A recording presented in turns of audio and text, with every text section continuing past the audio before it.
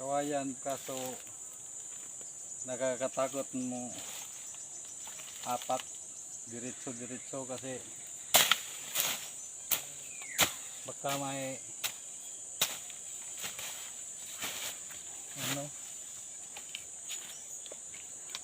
nakatira dito.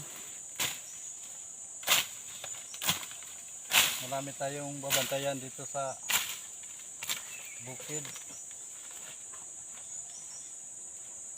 Baka may tumuklaw, hindi natin mamalayan. Malayo pa naman si Manong Cesar dito, nandun pa sa amin sa Danao kami. Dadalhin ako ni Cesar, wala na.